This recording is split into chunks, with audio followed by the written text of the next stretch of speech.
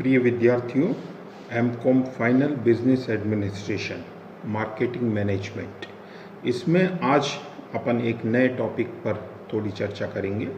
इस टॉपिक का नाम है बाजार विभक्तिकरण, या जिसको अंग्रेजी में अपन मार्केट सेगमेंटेशन के नाम से जानते हैं। देखिए, पहले इसका अर्थ समझने का प्रयास कीजिए आप कि मार्केट सेगमेंटेशन या बाजार विभक्तिकरण क्या होता है। देखिए, दो शब्द हैं ये, एक तो बाजार और एक विभक्तिकरण। तो यदि अपन बाजार की बात करें तो बाजार का अर्थ अपन ने पहले भी देखा है। बाजार का मतलब ये होता है कि किसी भी वस्तु के क्रेताओं का जो टोटल ग्रुप है, पूरा जो समूह है, उस पूरे समूह को हम बाजार की संज्ञा देते हैं।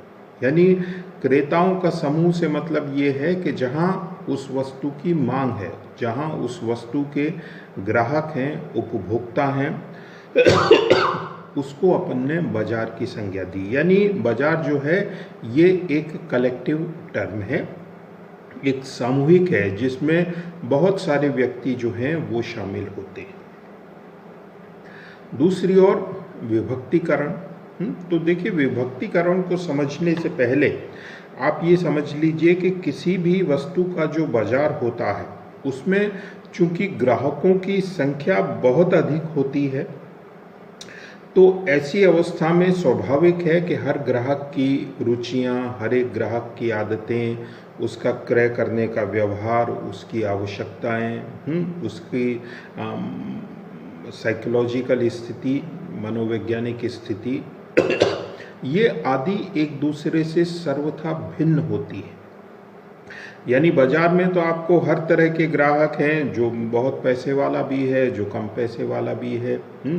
कोई क्वालिटी पर ध्यान देने वाला है तो कोई कीमत पर ध्यान देने वाला है। किसी की रुचि किस प्रकार के माल में है, किसी की रुचि किस प्रकार के माल में है। तो इसका असर, इसका प्रभाव क्या पड़ता है कि देखिए, हम अपने ग्राहक तक अच्छी तरह से पहुंच नहीं पाते। क्यों नहीं पहुंच पाते हैं? क्योंकि हर एक जो है वो एक दूसरे से भिन्न है, एक दूसरे से अलग है। तो सेगमेंटेशन यानी हम बाजार के टुकड़े कर देते हैं, बाजार के हिस्से कर देते हैं।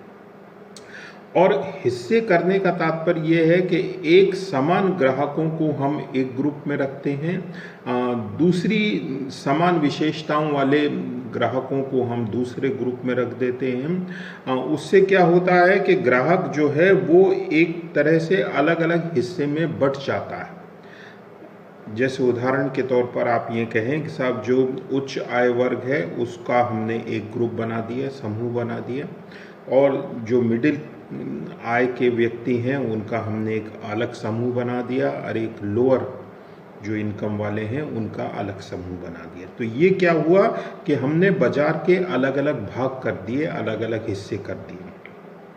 तो जो एक हमारा टोटल मार्केट था, उस टोटल मार्केट के हमने 2 या 3 या 4 अलग अलग भाग, हिस्से कर दिए, जिसमें एक समान ग्राहकों को हमने रखा। एक समान हमने किस आधार पर चुने? तो हमने आय के आधार पर चुन लिया।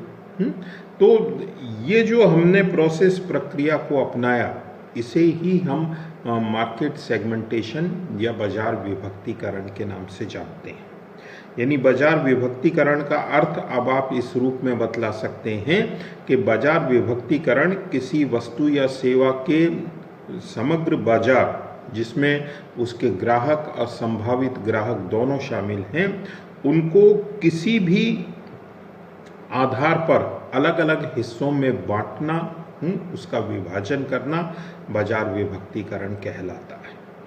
अब प्रश्न ये उठता है कि साहब, बाजार विभक्तिकरण जो है वो आप क्यों करते हैं, उसका कारण क्या है?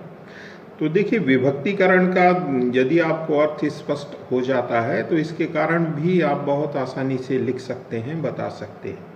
विभक्तिकरण हम इसलिए करते हैं क्योंकि मार्केट जो है उसमें तो सभी प्रकार के ग्राहक सम्मिलित हैं, लेकिन हम सभी ग्राहकों के साथ एक समान व्यवहार नहीं कर सकते हैं। एक समान व्यवहार से मतलब ये है क्योंकि ग्राहकों की प्राथमिकताएं अलग हैं, उनकी आवश्यकताएं अलग हैं, तो हम यदि अपने ग्राहक को पूरी तरह से संतुष्ट करना चाहते हैं, तो ज़रूरत इस बात की पड़ती है कि हम ग्राहक को अच्छी तरह से समझें, जानें, जभी तो आप उसको सेटिस्फाई कर पाएंगे। तो ग्राहक को अच्छी तरह से समझने के लिए बाजार विभक्तिकरण आवश्यक हो जाता है।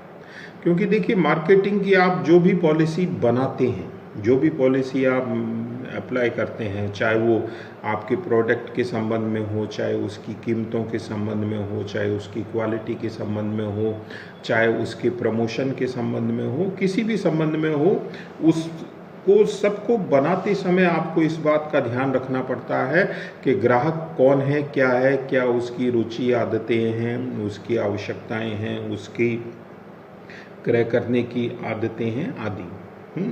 एक बहुत रईस ग्राहक है, उसको यदि आप कीमत के बारे में बार बार जिक्र करते हैं तो वो उस चीज़ को पसंद नहीं करता है। क्यों? क्योंकि उसका जो एम्फेसिस है वो क्वालिटी पर है, वो क्वालिटी पसंद करता है, चाहे कीमत आप उससे कुछ भी ले लीजिए। एक दूसरी ओर ग्राहक ऐसा भी है जो कीमत के बारे में बहुत ज़्यादा सेंसिटिव है। उसको क्वालिटी से समझौता मंजूर है, लेकिन कीमत से समझौता मंजूर नहीं है।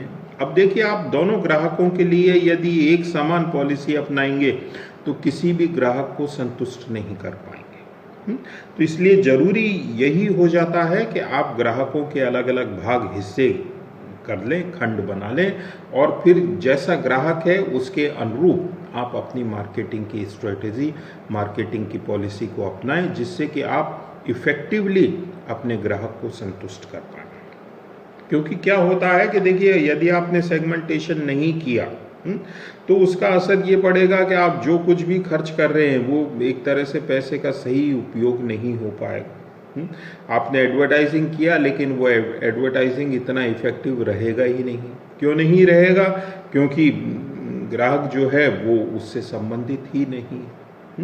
तो आप अपनी स्ट्रेटेजी को अच्छा इफेक्टिव बनाने के लिए, ग्राहकों को सुगमता से पहचानने के लिए, उनकी आवश्यकताओं को प्रभावशाली ढंग से पूरा करने के लिए, ग्राहक को परमानेंट ग्राहक बनाने के लिए, ये सब बातें हैं। इन सब बातों को ध्यान में रखते हुए आप सेगमेंटेशन का काम करते हैं। क्योंकि आज के ज़माने में कंपटीशन इतना ज़्यादा है, तो हर एक ग्राहक चाहता है कि उस पर एम्फेसिस हो, उस पर ध्यान हो। भेड़ चाल की तरह आप हर एक को संतुष्ट नहीं कर सकते। तो इसलिए हम ग्राहक को अच्छी तरह से सेटिस्फाई कर सकें, संस्था जो है उसके साधनों का भी मिसयूज नहीं हो, दुरुपयोग नहीं हो, यानी संस्था के भी बेनिफिट की बात है और ग्राहकों के भी बेनिफिट की बात है। तो दोनों के हितों को ध्यान में रखकर ही आप सेगमेंटेशन का कार्य करते हैं, बाजार विभक्तिकरण का कार्य करते हैं। अब बाजार विभक्तिकरण में उसके आधार क्या क्या हो सकते हैं? तो देखिए, बाजार विभक्तिकरण का एक आधार तो ये हो सकता है कि हर एक ग्राहक को आप एक अलग सेगमेंटेशन के रूप में स्वीकार करें। यानी प्रत्येक ग्राहक जो है वो एक इकाई हो। प्रत्येक ग्राहक एक इकाई कहाँ संभव है? जहाँ कस्टमर आपके बहुत लिमिटेड हैं, बहुत सीमित हैं, यानी कस्टमरों की संख्या आप स्वयं चिन्हित कर सकते हैं कि हमारा कस्टमर कौन है। तो सामान्यतः जो बहुत बड़े उत्पाद को, बहुत कीमती उत्पाद को खरीदने वाले हमारे ग्राहक हैं, वहाँ हम इस पॉलिसी को अपनाते हैं। जैसे कोई मान लीजिए लोकोमोटिव की खरीद बिक्री का मामला है, या कोई एरोप्लेन की खरीद बिक्री का मामला है, या किसी शिप को खरीदने का मामला है, तो वहाँ हर एक ग्राहक जो है वो हमारे लिए एक सेगमेंटेशन है, बाजार विभक्तिकरण का एक आधार है। तो जैसा वो कस्टमर चाहता है उसके अनुरूप हम अपने प्रोडक्ट को डिज़ाइन करते हैं, कीमत को निर्धारित करते हैं। दूसरा ये होता है कि विभिन्न ग्राहकों का हम एक समूह तैयार कर लें।